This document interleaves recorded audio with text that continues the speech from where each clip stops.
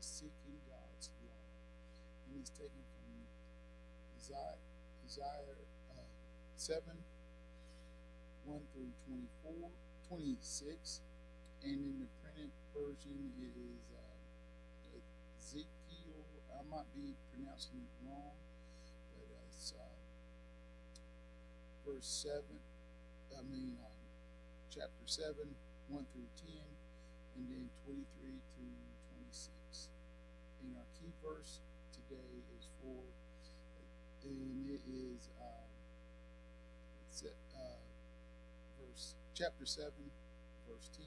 And it's in the King James version. It says, "For Ezekiel um, had prepared his heart to seek the law of the Lord, and to do and to do it, and to teach it in Israel status and judgment, statutes and judgments."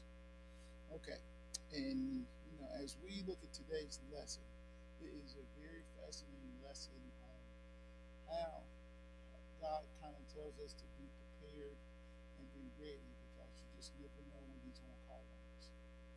And in our lesson today, um, our main person in the story is stuck in that situation to where he prepared pretty much his whole life for this opportunity, and he wasn't sure he was going to get it because of some of the circumstances that came around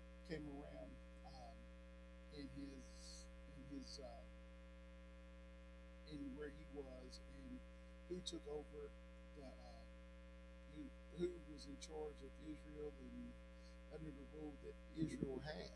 So as we look at this lesson, it is one of those that it kind of tells you to be prepared and be ready to go, because and what sometimes when you coach sports like I do, and your starter goes down, and you got a second team guy, and you tell him, say, hey, you got to be ready because you're one play away.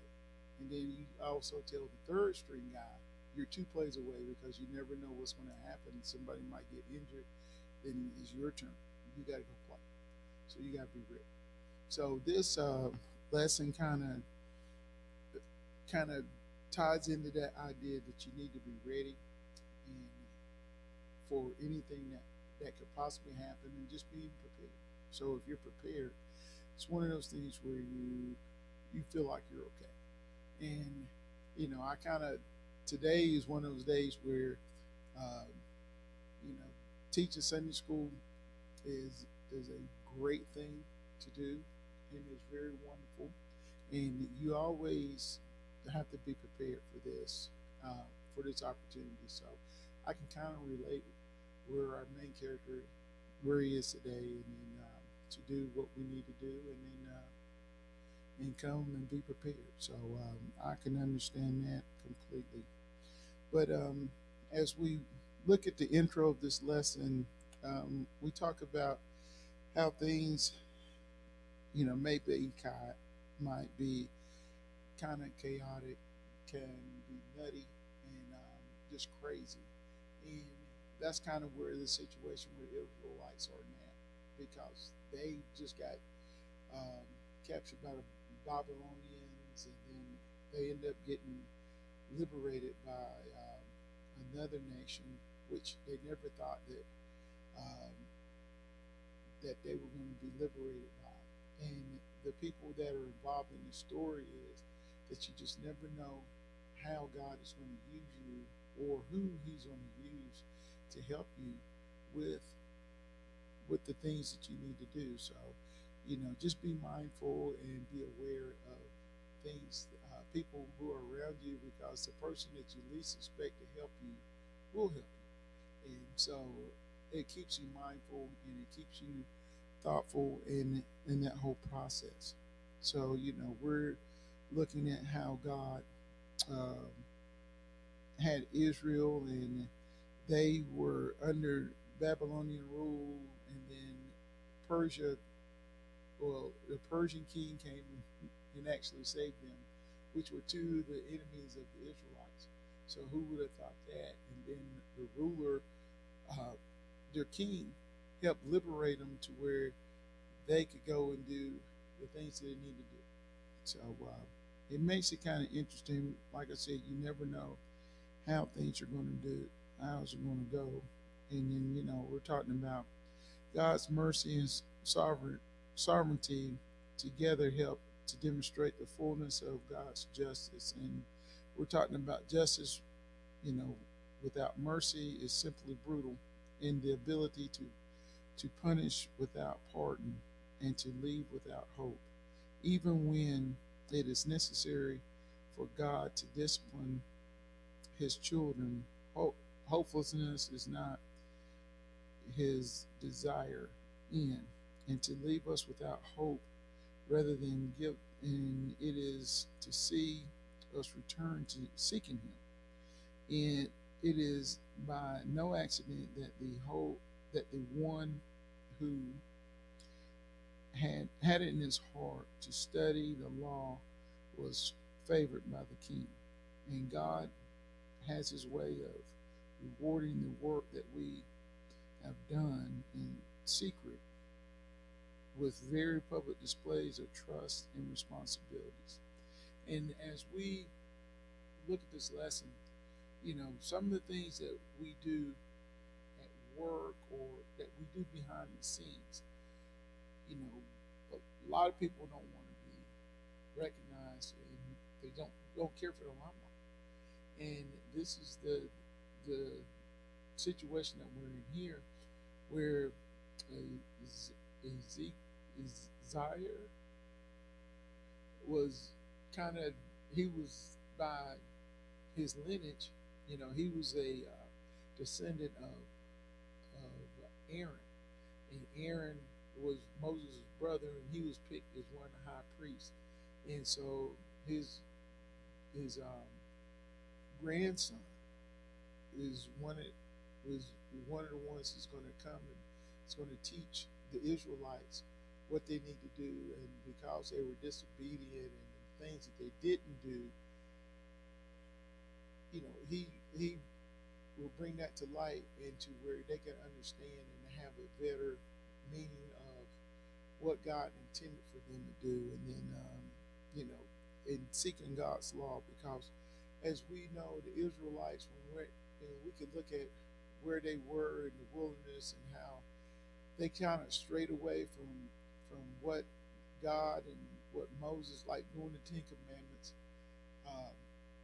And we've all seen the movie The Ten Commandments, and we've read about how they just got unruly and they were just out there doing any and everything. And when Moses went up to the mountaintop, Mount Sinai, and once that rudeness, and they were just going buck wild, and they started worshiping idol gods and just different things that they did while they were in captivity. Instead of trusting in God who delivered them, they just went kind of off, as we said, they kind of went off the script, and they just kind of went off the grid, and they took it to the extreme.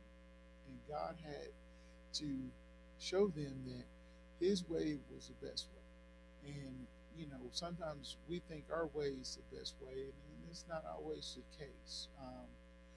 God is always in control, and I think as human beings, we get to a point where we think that we're in control and that we do what's best for us because we're selfish. And by nature, we are selfish beings. So take that under consideration, and thinking about our mentality and how we think that we're in control, because if you really think about it, all of us are kind of control freaks, because we think that we're in control of what we do and how things go. We are to a degree, and then a lot of times we're not. And we got to realize we're not really driving the bus. God's driving the bus. And I always use that illustration because one of the things that I actually do is I actually drive a bus, and I've driven the school bus, and I drive activity bus. I drive our players to and from games, and everybody safety is in my hands because I'm the one driving the bus. And that is a unbelievable feeling to feel like that you have everybody's safety in your hands, and it's crazy. But God does that every day because He has us in His hands, and they've written songs about it. We talked about it, and we looked at a whole bunch of different situations where God's always in control. And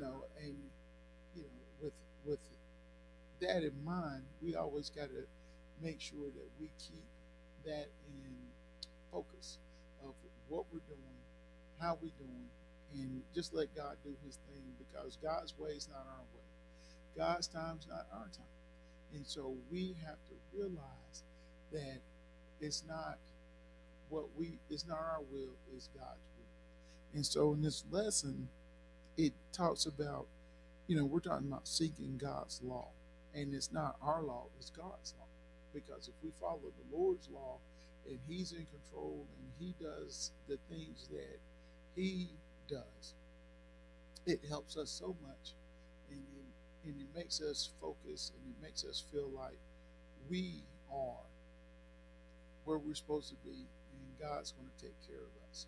And, that is God's purpose. And He takes care of His children. And all of us are God's children, believe it or not. So it doesn't matter where you come from, just as long as you are here and that you believe in God being in control and you believe in the different things that happen. And so, we just have to keep these things in mind as we're dealing with this. Okay, so what we're going to do is we're going to go ahead and go through the first. We'll go through the first. We'll read all the Bible verses, and then we'll come back and we'll talk about it and then discuss it. I wish you guys were here with me so we can have some discussion because it's always good to have discussion in this class because we have some very knowledgeable and very worthy students in this class that talk to us and they give us insight, and everybody's insight is a little bit different.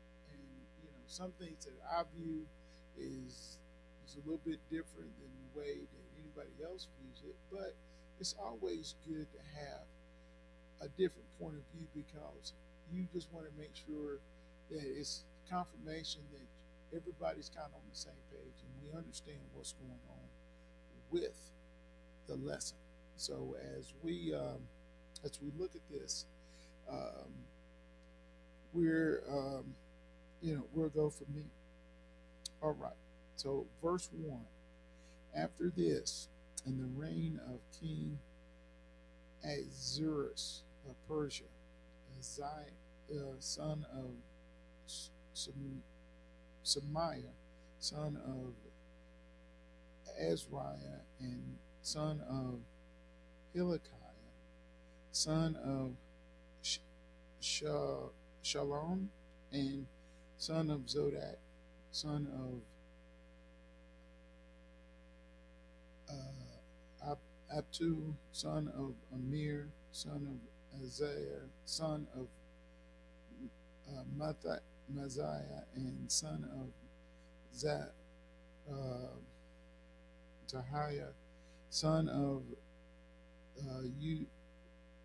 Uzziah, son of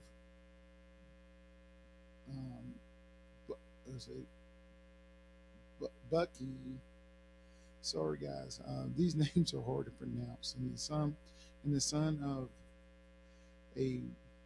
Asha, and son of Phinehas, and son of Xavier, son of the chief priest Aaron. This Isaiah went up to went from Babylon. He was a scribe skilled in the law of Moses, that the law of God of Israel has given. And the king granted him all he asked for. The hand of the Lord his God upon him. some of the people of Israel and some of the priests, Levites, the singers, and the gatekeepers, and the temple servers also went up to Jerusalem in the 7th year of the king of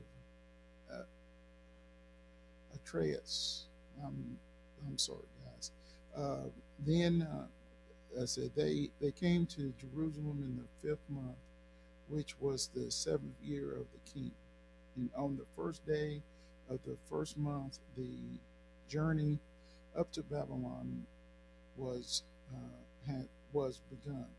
And on the first day of the 5th month, he came to Jerusalem, and for the gracious hand of God was upon him.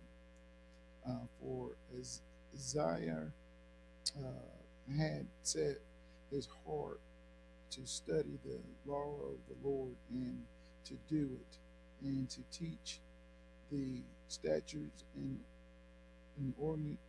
ordinance in Israel. Okay, and that's 1 through 10. Okay, 23 through 26. Whatever is commanded by God of heaven, let us do it with zeal, for the house of the Lord of heaven, or wrath will come upon the remnants of the king and his heirs. We also notify you that in such shall not be lawful to impose tribute, customs, or toll on any of the priests, the Levites, singers, doorkeepers, the temple servers, and other servants, this house of God. And you, Ezekiel, according to the God-given wisdom you possess, appoint magistrate and judge who may judge all the people in the province beyond the river, who know the laws of God, and you shall teach those who do not know them.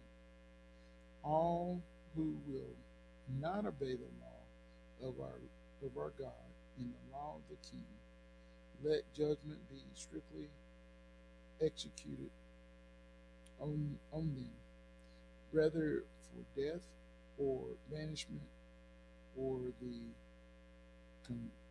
confection of their goods or for imprisonment. Okay, so that was 23 through 26. So basically, when we look at this, we look at the lesson and everything that we have here. We see that our main character here has a long lineage of being in Aaron's family, and his great grandfather was Aaron, who was one of the original Levites when the Israelites left Egypt.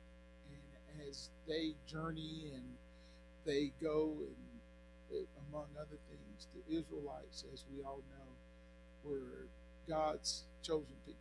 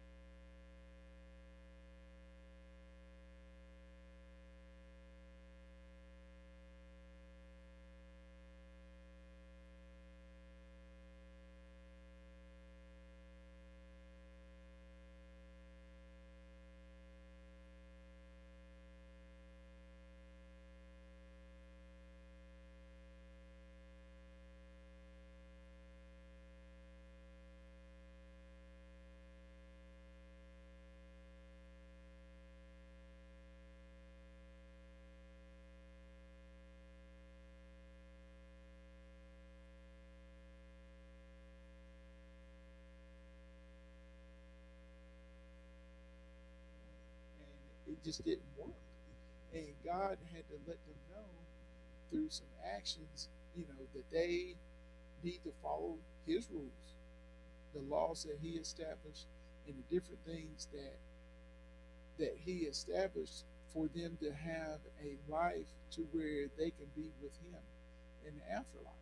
And our goal here is to try to live our life and be an example for what God wants us to be.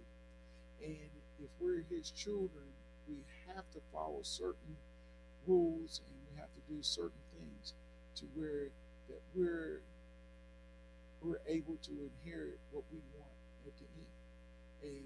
And as the songwriters say, at the end of the day, when it's all over, we want to wear a crown and we want a robe and we want to be in the bosom of the Lord and with Jesus.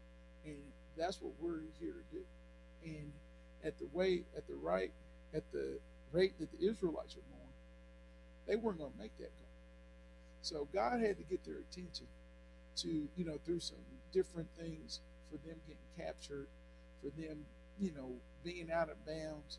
He had to kind of push them back in to let them know, say, hey, you guys are not in control. And like I said earlier, as human beings, we think that, we're in control of everything, and, that we're doing what we need to do. It's my life. It's, I make the decisions and all this other stuff. That's true to a degree, but we have to have God in our lives. We have to have a relationship with God, because as we all know, that life here is not easy, and we need to have some guidance, and we need some direction, and we need to learn how to do it the right way, because we can live our lives, but if we don't follow the rules and we don't follow things that's not in order, we're not going to make it, and it's going to be a painful life. And who wants that? We want it to be as easy and as traditional and smooth as it can be. But when we're out of order, that's hard to do, because we have to have order. Because when things are chaotic, it's not good. And then, we look at where the Israelites were, and at this point, that they were, like I said, they were wilding out. They got captured by the Babylonians, and as we know, that's always when you get captured by your mortal enemy, and that's devastating, because God protected them for so long, and He took care of them, and then all of a sudden they wanted to be hard-headed, and so God had to get their attention, and so He got their attention, because they were in captivity for like 70 years. And so when you're in, that's a long time. If you think about it, the average life expectancy of people nowadays is about at least 75 years. So if you look at someone's life, if they were born when the Israelites went in captivity, if they were an infant when they were born, and by the time that they got out of bondage with the Babylonians, that person was a babe, and then they're an older person. So 70 years, that's a long time. And you think about it, that's 7 decades. So when you look at it from that aspect of it, it makes it kind of interesting, and it makes it difficult to just imagine that. So if we don't follow what we're supposed to do, and we don't have anyone to teach us and guide us, that's why it's just really tough.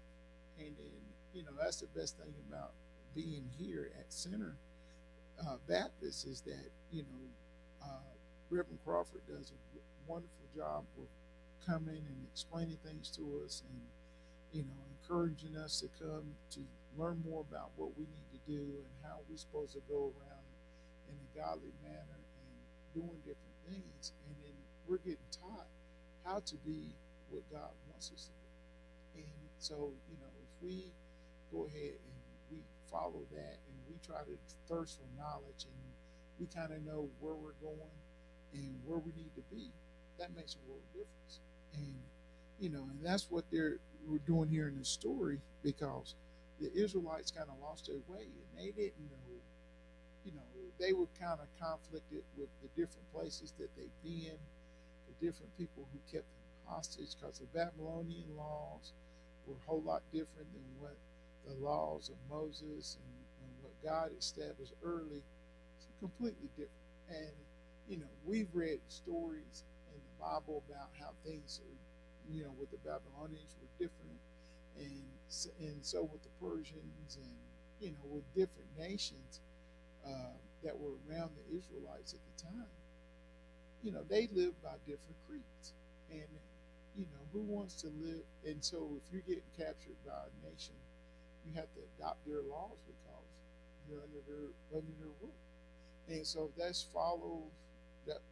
goes along with following direction of where you're supposed to be. And if you're in a certain place, as they say, if I'm in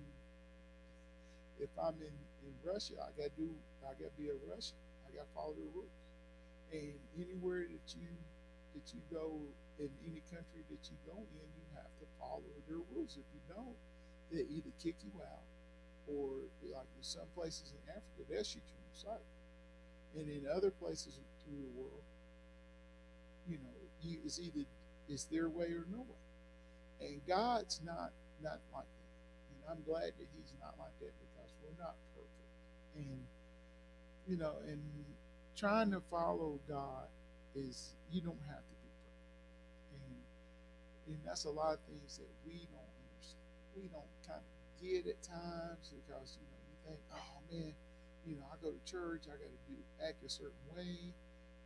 Just be yourself. It's not about just doing the right thing.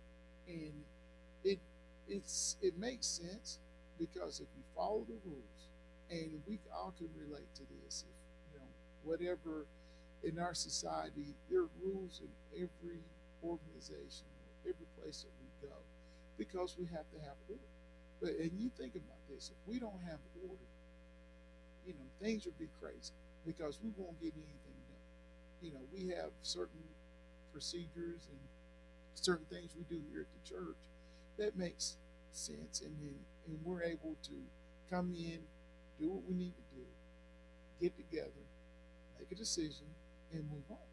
But can you imagine us having a church meeting with no agenda, and everyone just talking and just going? And it would be crazy. And you can't keep order when you have all kind of side conversations all over the place, and people standing up and interrupting each other. We can't have that. And this is kind of what we're saying here. God has a certain amount of He has an order of things to what we need to do, and His laws will help us for the afterlife, where we want to go and what we need to do, and to be with Him. And that's our ultimate goal. And then the Israelites were kind of losing sight of that, because they were just living the moment, and they were living, the way that they wanted to live, and it's rough. And we all know people who've lived a fast life, and they just kind of went off, did what they thought that they wanted to do, and they were kind of different, and it doesn't result in anything, because we have a lot of people that are in prison now because they couldn't follow the rules. And who wants to be incarcerated, and who wants that extra burden on you? And then once you are incarcerated, it's hard enough to be in jail, but after you come out, you have a record, and nobody wants to hire you. Everybody's scared of your past, and that's not good. And it makes your life harder to do. And then that's why we have a lot of repeat offenders that are in prison, because that's the only life they know. And if that's the only life you know, you're going to always go to that instead of trying to change, because we lose focus on what put us in that situation, and to make us be aware of how to do things and how to do it the right way. And then if you follow the rules that are set in front of you and you know the laws, kind of get a framework of the laws, you can make it and you can survive and then you're able to function.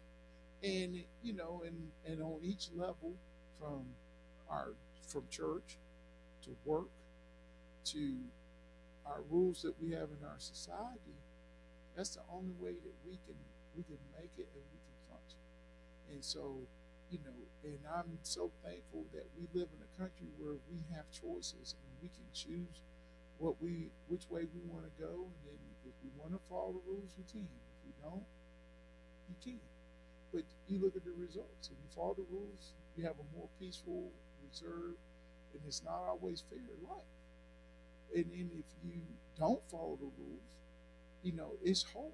And God kind of, and when we read this and we talk about how things are punishment and different things and banishment from the city and everything else, they kind of make sense because when you're set to prison or you're kind of exiled and you're banished from society, and that's not good. And people look at you a different way when you have that in your past. And the same thing with us a lot of times when you look at some people in some situations, it's like, wow. But we're not here to judge people, and we're not here to look down on them. We're all in this thing together because everyone should have the ultimate goal, and that ultimate goal is to be with the Lord, right? So, no matter what we do or how we do it, we need to make sure that we follow God's rule. And so God had a person in this situation that was groomed for this job and that he was ready because he went and he studied and he knew everything and he was able to teach and people were able to learn from him. And he got to a position to where it's like he was groomed by his inheritance or his lineage to be this person. And God has a purpose for all of us, but we don't know what it is until it's revealed to us. And then once we kind of figure out where it goes and how we're supposed to fit in and do what we're supposed to do, that's why God won't let us know sometimes because it scares to death. And because if I knew a lot of times what I'm getting into sometimes, like if I knew some situations that I was getting into when I go to work every day, because it always changes, some days I wouldn't show up. I wouldn't go because it's going to be too hard. But God doesn't want that for us, because if we trust in Him and we have a relationship with Him, He's going to help us through. It might be difficult, but we can get through. And we have to realize how wonderful God is and how much He loves us, and He provides us with the tools that we need to get through and to do the things that we need to do and to be to His glory. And a lot of times we just, some of us are more stubborn than others, and we think it's all about us, and it's not. It's about the Lord and trying to do what God has willed for us to do in the way that He set things up. Because sometimes it's hard to understand why you go through certain things, why you have to deal with certain things, why you're in a certain position where you need to be. It's because God planned it that way, because you needed to be there, or you need to be within earshot to go help people and and help your fellow man and your brothers and sisters in the church and what have you, and put you in a position where you can help people, and so you can make it and be thankful and and thank God because He's in control. He has His hands on everything. Because as I make the analogy about Him driving the bus, God's driving the bus. We're just lucky to be on board and have a seat on the bus. And He makes that seat available to every last one of us. It's up to us to accept that be able to get on that bus and let him drive. Or we can just say, I don't need to get on the bus today, or I don't need no ride. I can make it on my own. I'll just walk. And that's not always good. Sometimes it might look great, and then sometimes and then other times it's not so great. But if you don't have a relationship with God and you don't have Him in your life, it makes it very difficult for you to live. And with God being in control, and then Him loving us so much that He sent His Son to save us, and the least we can do for that show of love and gratitude is to listen and to be willingness to be open to listen and follow some of the rules that He provides for us to help us live. Because the more we follow the rules and the more that we're in order and everything else, it seems like things run a whole lot smoother for us. And because He has that help and He has favor for us, because we're doing what we're supposed to do.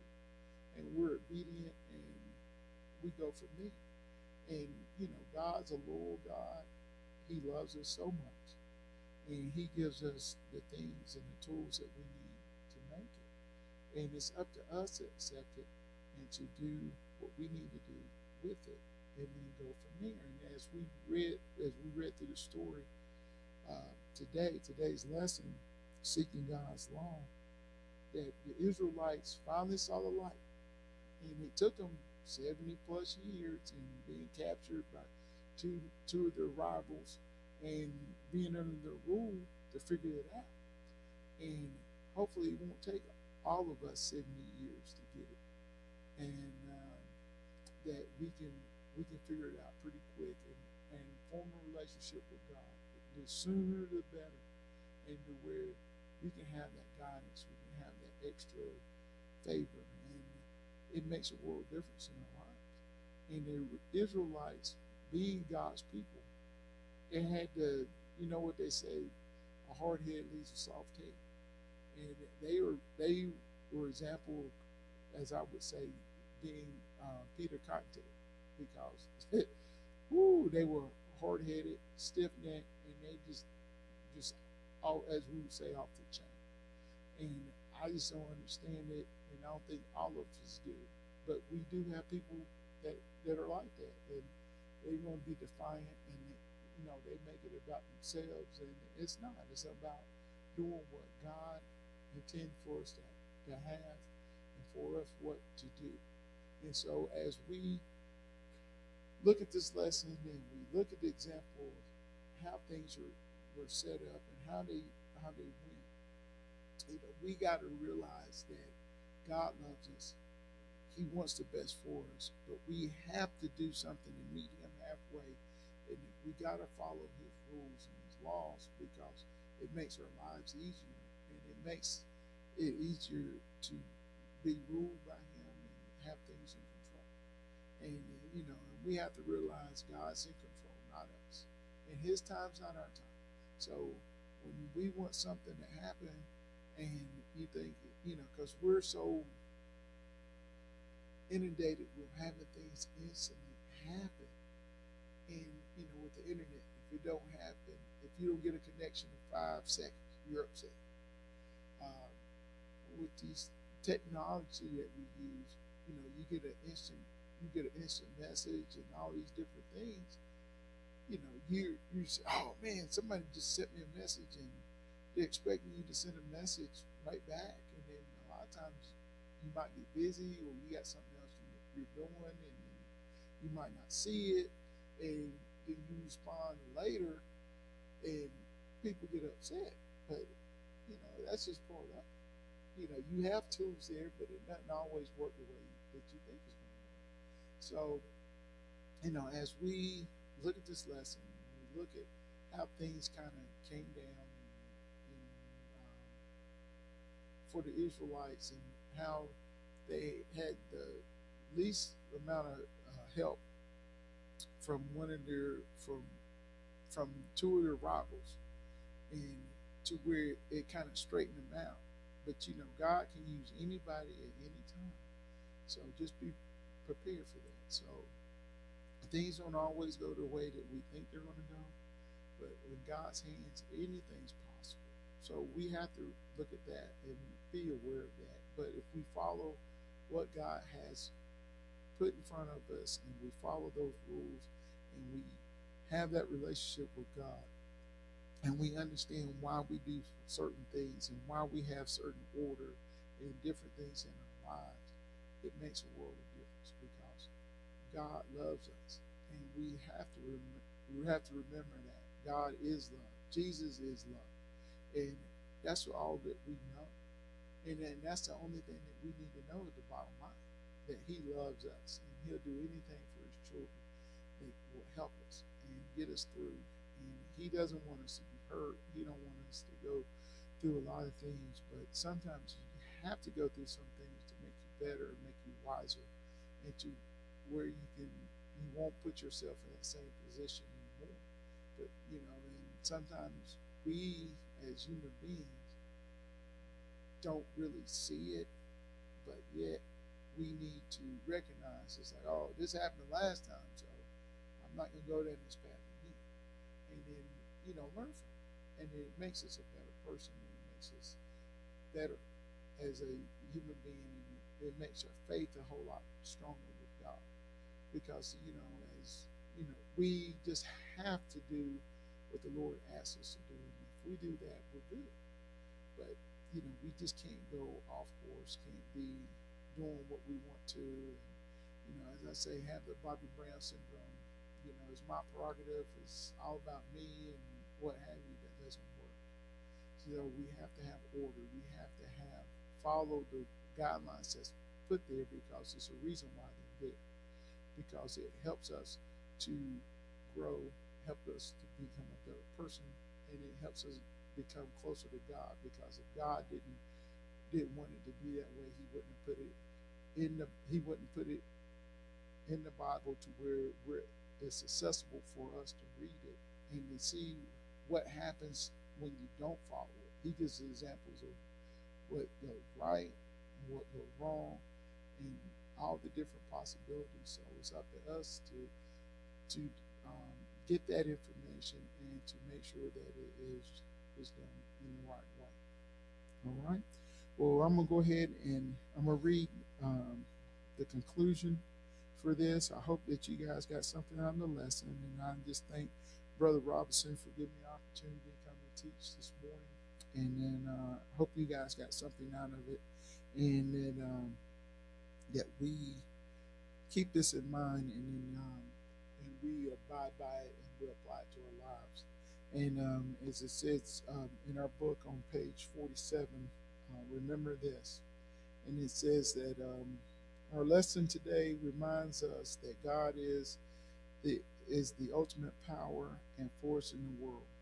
We can think of God as the playwright or author or executive producer or finisher of the production acted out on the stage of life entitled Justice in the World.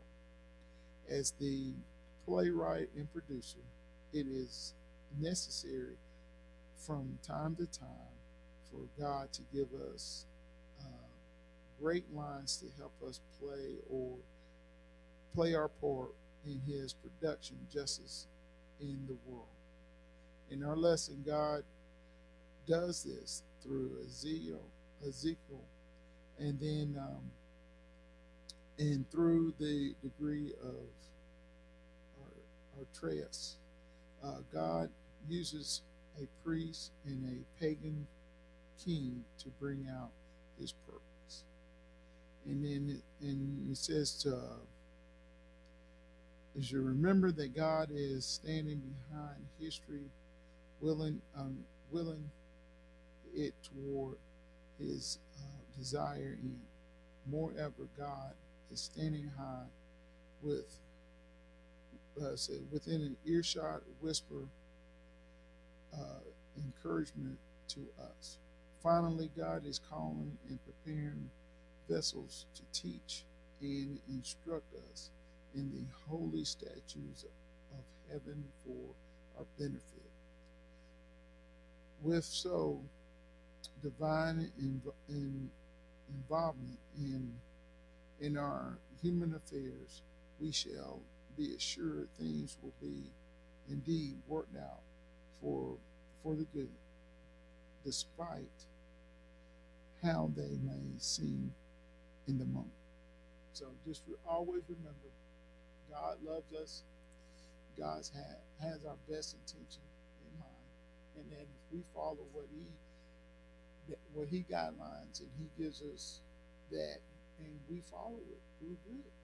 And we might have to make adjustments from time to time, and it doesn't always work out the way that we hope at first. But God always has us. And remember, our time is not God's time.